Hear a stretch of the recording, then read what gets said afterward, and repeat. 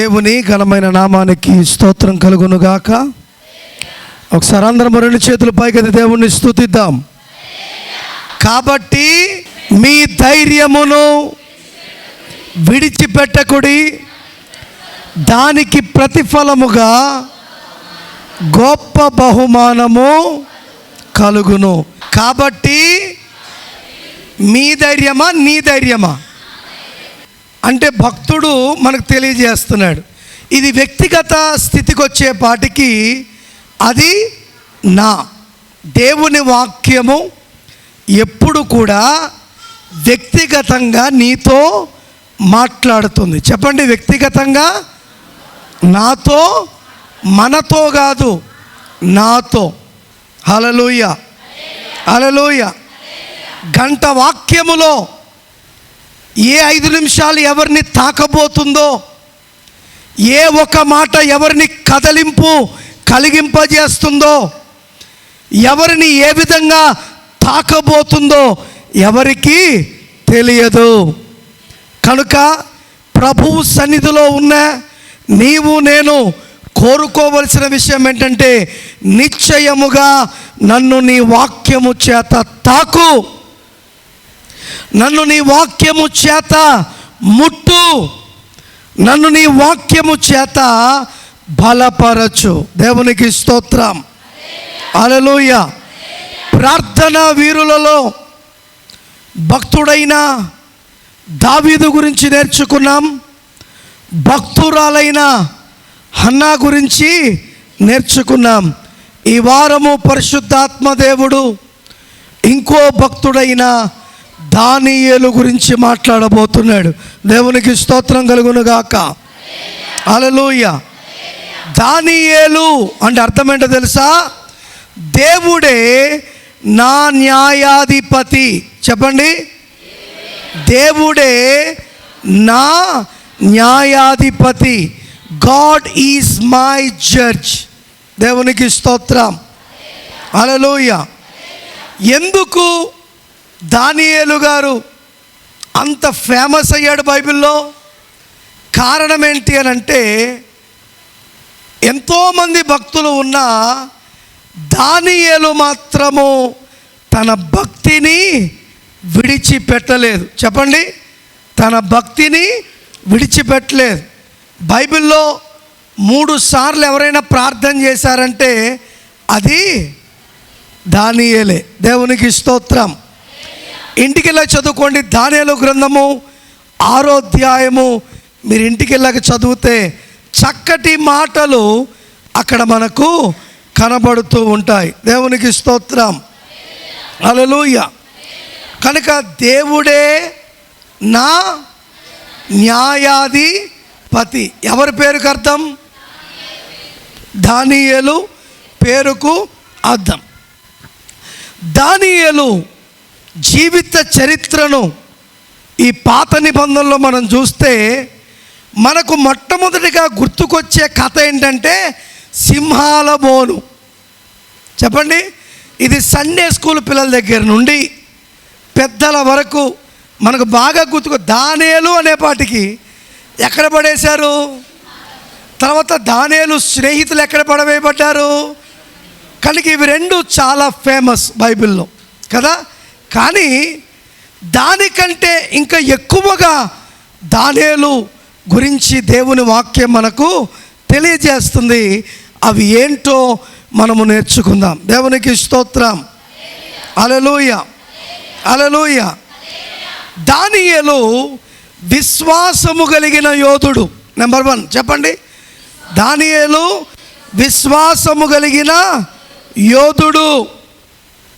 కనుకే సింహాల బోనెలో నుండి ఎవరు తప్పింపబడ్డారు? దానియేలు తప్పింపబడ్డాడు. దేవునికి స్తోత్రం, హల్లెలూయా. ఈ చరిత్రను మనం చూడగలిగితే దానియేలు చెరపట్టబడ్డాడు. ఏమయ్యాడండి? చెరపట్టబడ్డమంటే బానిస వలె బబులోను దేశమునకు తీసుకుని రాబడ్డాడు. ఇక్కడ విచిత్రం, బానిసగా విధంగా నేను తీసుకొచ్చినప్పుడు ఇంకా మనం దేవునిలో కొనసాగడానికి అవకాశం ఉంటుందా? చెప్పాలి అందరూ. మీరు మాట్లాడే మాటను బట్టి దేవుని వాక్యం ఉంటుంది. మీరు సైలెంట్గా ఉంటే నేను కూడా సైలెంట్గా ప్రార్థన చేసేస్తా. కనుక నోర్లు తెరిచి కాస్త గట్టిగా మాట్లాడండి. చెప్పండి, ఇప్పుడు అదే పరిస్థితుల్లో నేను బానిసకి ఎక్కడికైనా తీసుకెళ్ళారనుకో పట్టుకొని, నువ్వు ఇంకా ప్రార్థన చేయగలుగుతావా? నువ్వు మనస్సాక్షిగా ఉండగలుగుతావా? ప్రశాంతంగా ఉండగలుగుతావా? కానీ దానియేలు ఉన్నాడు. దేవునికి స్తోత్రం, హల్లెలూయా. దానియేలు ఉన్నాడు. ఎందుకు ఉండగలిగాడు? దానియేలు పరితపన ఏంటంటే, దేవుని చిత్తమును నెరవేర్చే వారిలో నేను కూడా ఉండాలి. చెప్పండి, దేవుని చిత్తము నెరవేర్చే దానిలో నేను కూడా ఉండాలి. నా దృష్టి దేవుడై ఉండాలి, దేవుని దృష్టి నా మీదే ఉండాలి. ఈరోజు మనం చేసే భక్తి కూడా అలాగే ఉండాలి. ఎలా ఉండాలి చెప్పండి? దేవుని చిత్తము చేసేవాడిగా, చేసేదానిగా ఈ భూమి మీద నీవు నేను ఉండాలి. నీ దృష్టి కేవలము దేవుని మీదే ఉండాలి, దేవుని దృష్టి కేవలము నా మీదే ఉండాలి. ఇటువంటి భక్తి నువ్వు చేయగలిగిన నాడు నీ చుట్టూ ముట్టిన సింహాల నోర్లను ముగింపగలిగిన వాడు నా సర్వశక్తి కలిగిన దేవుడు. దేవునికి స్తోత్రం కలుగును గాక. హల్లెలూయా, హల్లెలూయా, హల్లెలూయా. చెరపట్టబడ్డాడు, బానిసగా ఉన్నాడు. కానీ దేవుని వాక్యము చెప్పుతున్న విషయం ఏంటో తెలుసా? దానియేలు రాయల్టీ లేదా ప్రభువులలో జన్మించాడు. దేవునికి స్తోత్రం. బానిసే, కానీ బబులోను దేశాల్లో ఈయన ఎక్కడ జన్మించాడంటే ఇప్పుడు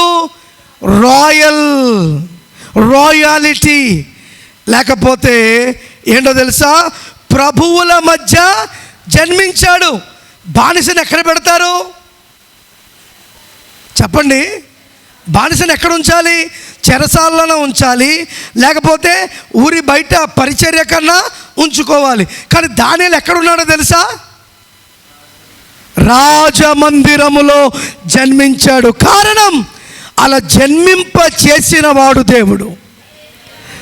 నిరుత్సాహము మనిషిని వెనక్కి లాగేస్తుంది, కానీ దేవుని యందలి ధైర్యము మనిషికి అద్భుతమైన కార్యములను చేస్తుంది. అందుకే నిరుత్సాహపడద్దు, ధైర్యము కలిగి దేవుని మీద ఆధారపడే స్థితిని నువ్వు సంపాదించుకోవాలి. దేవునికి స్తోత్రం, హల్లెలూయా. కనుక 5 విషయాలు మనం నేర్చుకుందాం. నెంబర్ 1 ఏంటంటే, Daniel was born into royalty or nobility. దేవునికి స్తోత్రం. దానియేలు రాయల్టీ లేదా ప్రభువులలో జన్మించాడు. ఎలాగా? దానియేలు గ్రంథం 1వ అధ్యాయము 3వ వచనాన్ని, రాజు అష్బెనజు అను తన నపుంసకుల అధిపతిని పిలిపించి అతనికి ఇలాగు ఆజ్ఞాపించెను. ఇశ్రాయేలీయుల రాజవంశములలో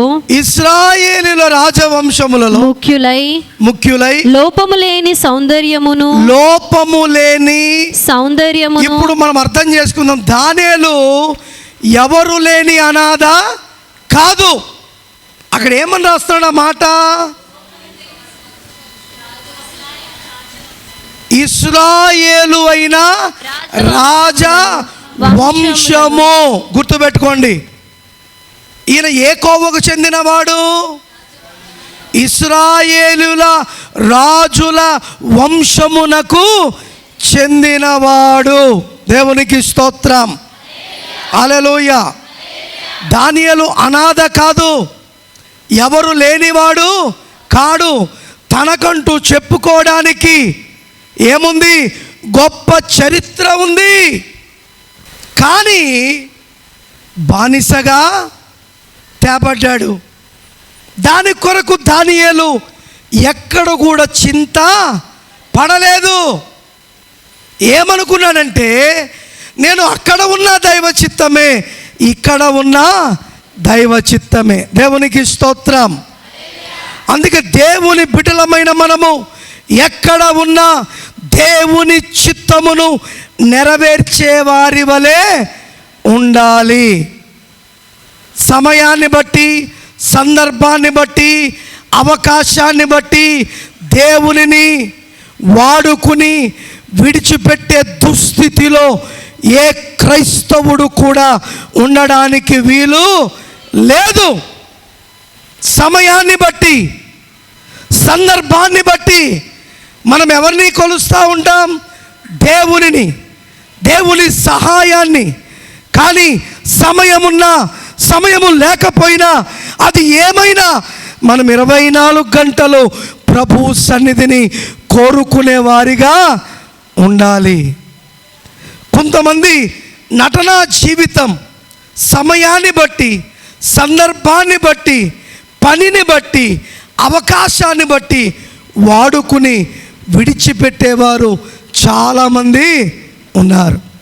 కానీ దానియేలు జీవితంలో మనకు నేర్పింపబడిన గొప్ప పని ఏంటంటే, ఆయన అక్కడ నమ్మకంగానే ఉన్నాడు, ఇక్కడ ఏమాత్రము నిరుత్సాహము లేనివాడిగా, నేను ఎక్కడ ఉన్నా దేవుడు వాడుకునే ఒక పాత్రగా ఉండాలి అని కోరుకున్నాడు. దేవునికి స్తోత్రం.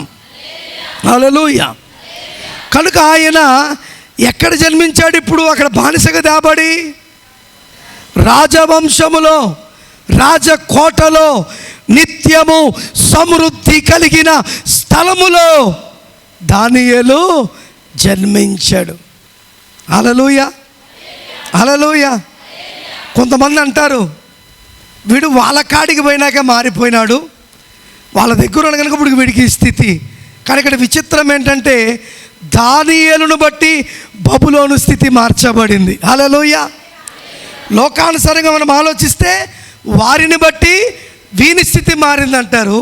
కానీ దైవికమైన వాడు కనుక ఈయనను బట్టి బబులోను చరిత్ర మార్చబడింది. దేవునికి స్తోత్రం. హల్లెలూయా.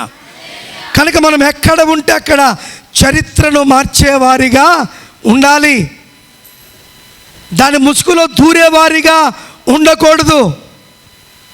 వారి ప్రకారంగా నడిచేవారిగా ఉండకూడదు. మనకు ప్రామాణికమైన దేవుని మాట ప్రకారంగా నిలబడగలిగిన స్తోమతను, స్థితిని నీవు నేను కలిగి ఉండాలి. దేవునికి స్తోత్రం. హల్లెలూయా. చాలామంది దేవుని దగ్గర ఒప్పందము చేసుకుని, దేవుని దగ్గర నిర్ణయాలు తీసుకుని తప్పిపోయిన వారు లేరా? చెడిపోయిన వారు లేరా? తిరిగిపోయిన వారు లేరా? అటువంటి వారిని దేవుడు ఎప్పుడు కూడా క్షమించడు. ఎందుకు? మానవునికి మాట ఇచ్చి తప్పినా పర్లేదు, కానీ దేవునికి మాట ఇచ్చి తప్పకూడదు. తప్పావా, ఎక్కడ పెట్టాలో దేవుడు అక్కడ వెంటనే చూపాడు. అప్పుడు నువ్వు ఎంత ఏడ్చినా, ఏమి చేసినా దానివల్ల ప్రయోజనము ఉండదు. అసలు వాళ్ళ నా కళ్ళ ముందే ఉండకూడదు అన్నాడు దేవుడు. ఎవరితో? సమూయేలుతో. సమూయేలా, సౌలుకు చెప్పు, వాళ్ళు అసలు నా కళ్ళ ముందు కూడా ఉండడానికి, అసలు వాళ్ళు బ్రతకడానికే.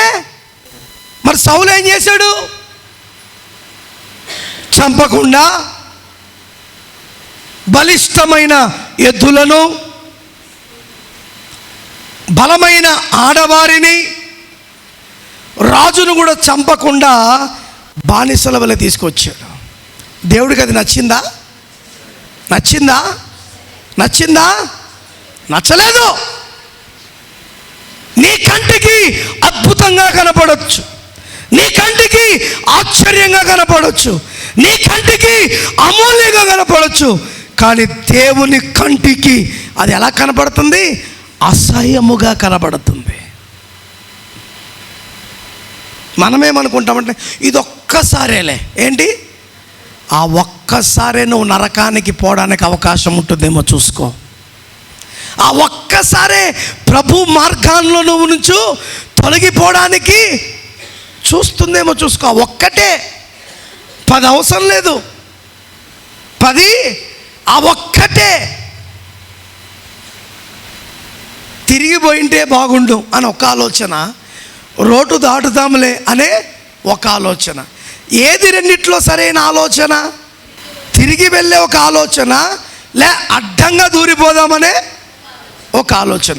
ఏ ఆలోచన మంచిది? కానీ మనం ఎంగనబాయాలందరూ రోడ్డు దాటుతారు లేదా? ఇటు నుంచి పోయేటప్పుడు దాటరు, అటు నుంచి వచ్చేటప్పుడు చెప్పండి. అందుకే చాలా ప్రమాదాలు జరుగుతున్నాయి. ఆలోచన ఎవరి దగ్గర ఉంది? నీ దగ్గరే ఉంది. అటు వెళ్ళే ఆలోచన ఉంది, ఇటు అడ్డంగా వెళ్ళే ఆలోచన ఉంది. కానీ నువ్వు ఏ ఆలోచనకు మొక్కు చూపిస్తున్నావు? నీ ప్రాణాలు పోగొట్టుకునే మార్గము వైపే నువ్వు మొక్కు చూపిస్తున్నావు, కానీ ప్రాణములు కాపాడేదాని వైపు నీ మొక్కువ చూపించట్లేదు. అవునా కాదా? చెప్పండి, అవునా కాదా? దేవుడు వద్దు అంటే సౌలు ఏమంటున్నాడు? వాళ్ళు ముద్దు అంటున్నాడు. దేవుడేమో వద్దు, సౌలేమో వారు ముద్దు. అందుకే ఏం పోగొట్టుకున్నాడు చెప్పండి? రాజత్వాన్నే పోగొట్టుకున్నాడు. దేవుని చూపులో నుండి వాడేమయ్యాడు? తొలగిపోయాడు. ఈరోజు ఎన్నో పొరపాట్లు, ఒక్క పొరపాటే నిన్ను దేవుని దృష్టి నుంచి ఏం చేస్తుంది? దూరం చేసేస్తుంది. ఒక్క పొరపాటే, ఒక్క పొరపాటే.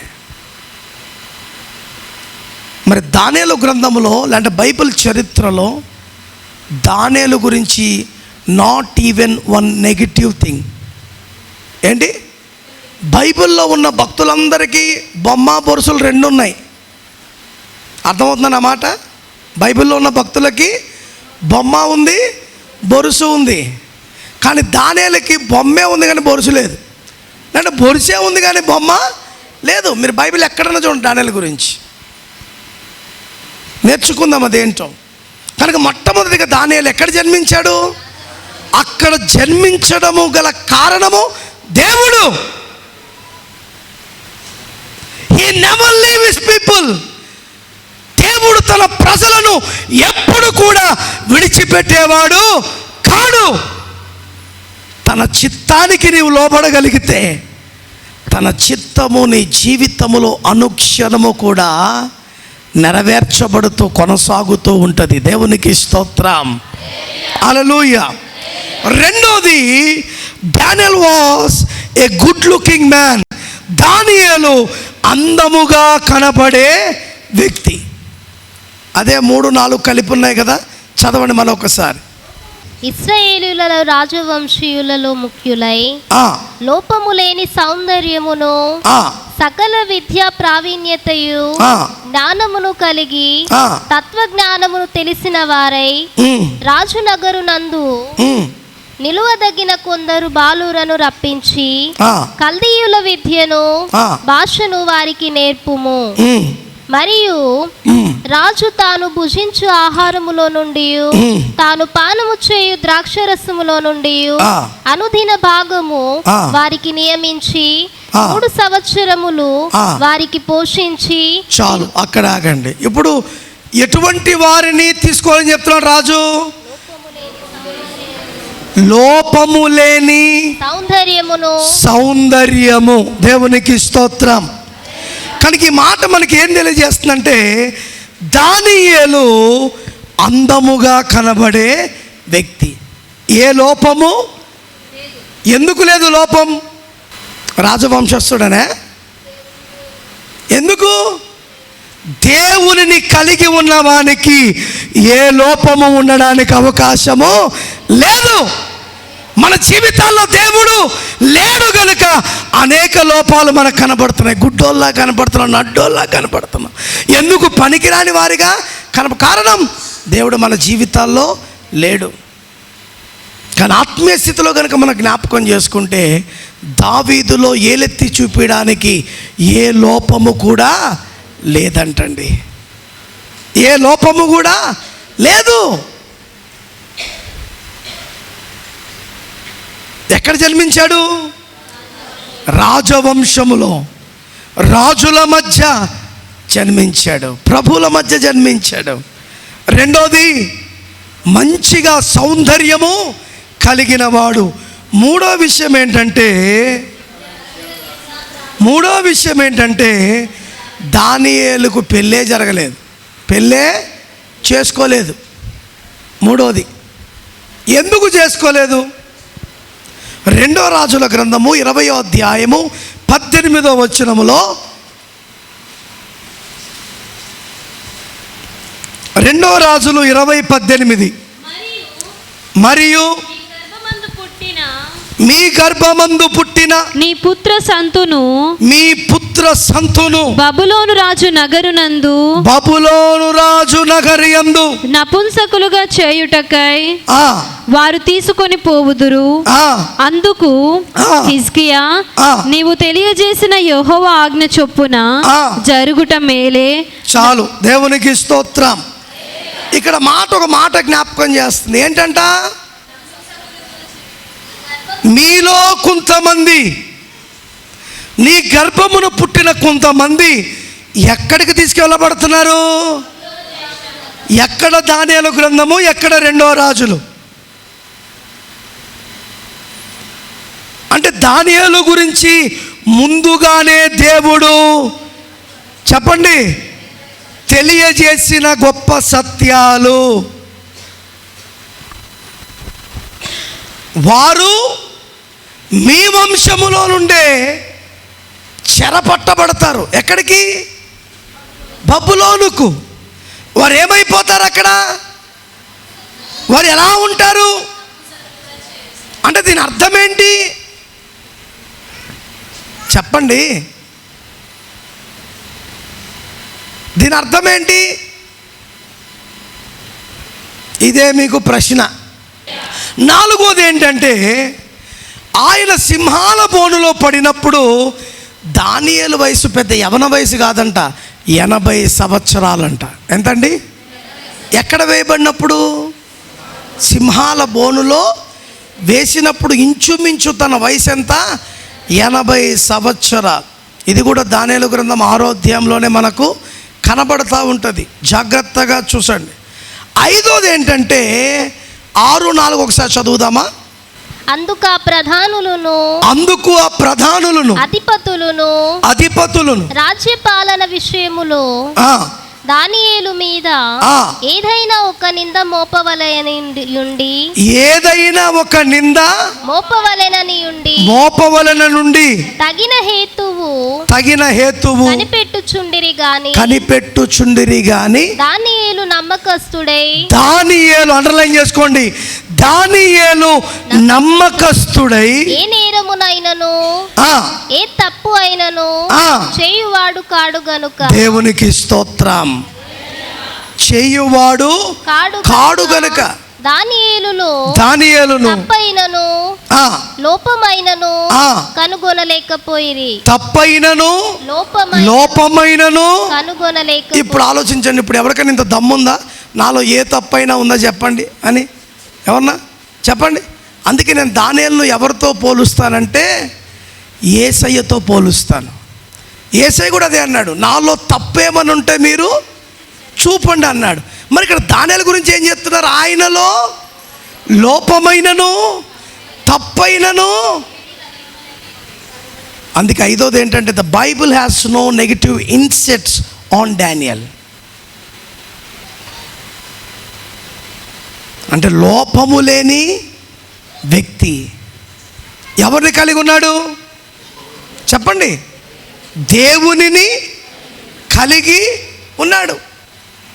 ఆయన గురించి నేర్చుకోవాల్సిన మొట్టమొదటి ఏంటంటే ఆయన ఎక్కడ జన్మించాడు? రాజవంశములో ప్రభువుల మధ్య జన్మించాడు. రెండోది మంచిగా కనపడే అందమైన వ్యక్తి.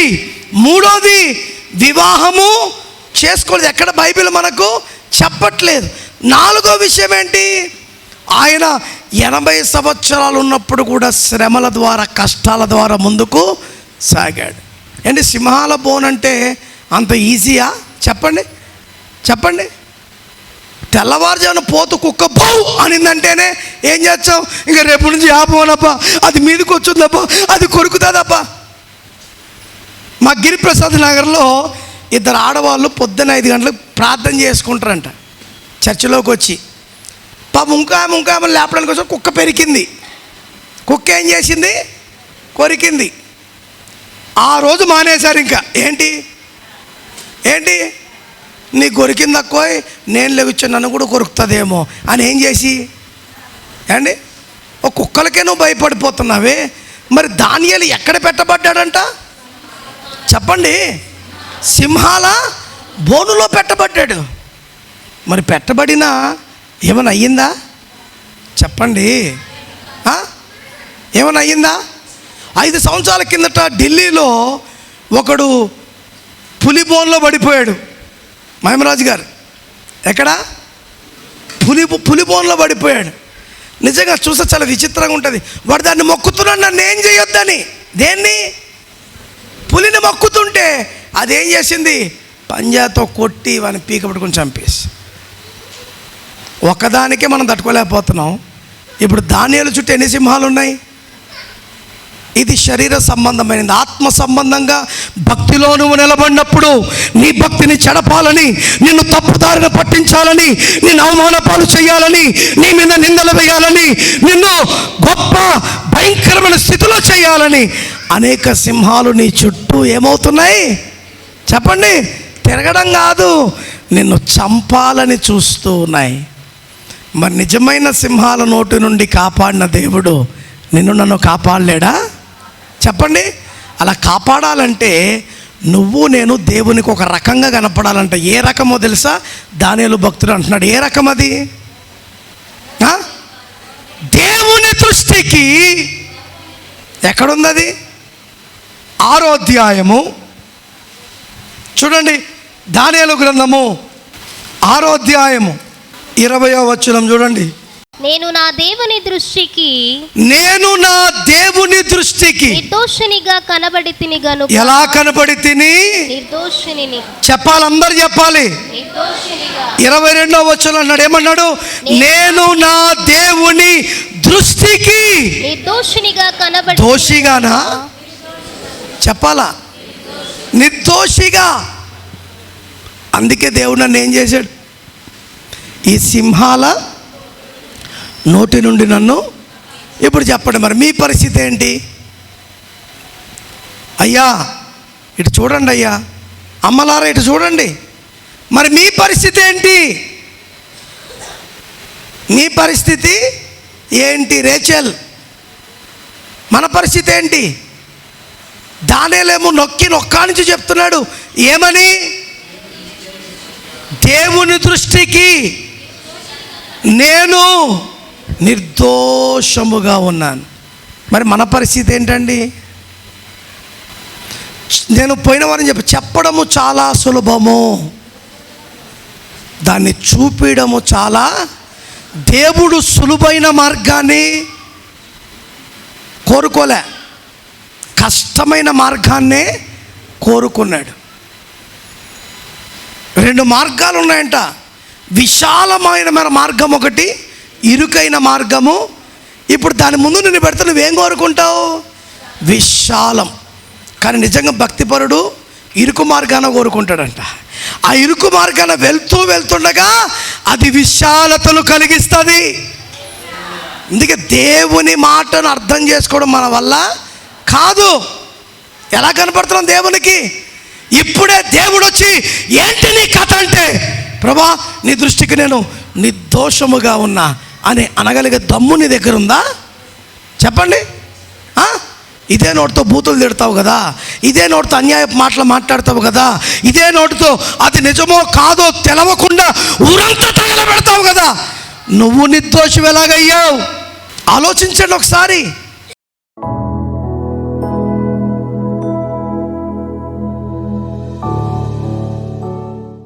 పరిశుద్ధుడా నీ పాదములకు స్తోత్రం. వాక్యము నీది, చెప్పిన వాడిని దాసును. నా మట్టి జ్ఞానమును మానవ తలంపులు మరుగుపరిచి మాతో మాట్లాడినందుకు నీకు వందనాలు. ప్రతి విషయంలో మీరు తోడే ఉండి నీ కార్యమును జరిపించమని దానియేలు వలె ఒక సువర్ణమైన వాడిగా నేను బ్రతికే కృప, మేము బ్రతికే కృప దయచేయండి ప్రభా. మరి దానియేలు జీవితంలో చెప్పుకోవడానికి అంత మంచే ఉంది కానీ చెడు లేదు. మా జీవితాల్లో కూడా అలా ఉండకుండా నీవు మంచిని కోరుకున్న ఆ మంచే మా జీవితాల్లో వెలుటొకటే కృపద ఇచ్చేయమని ప్రార్థిస్తున్నాను. ఎందరైతే ఈ మాటలు ఈ ఆన్లైన్ ద్వారా వింటున్నారో, మందిరములో విన్నారో, బిడ్డలందరినీ మీరు దర్శించి ఒక్కసారి మమ్మల్ని మేము పరీక్షించుకొని నీకు ఇష్టమైన సువర్ణమైన పాత్రగా ముందుకు సాగే కృపద ఇచ్చేయమని యేసు పరిశుద్ధ నామమును అడిగి వేడుకొంచున్నాము తండ్రి. ఆమేన్. God bless you.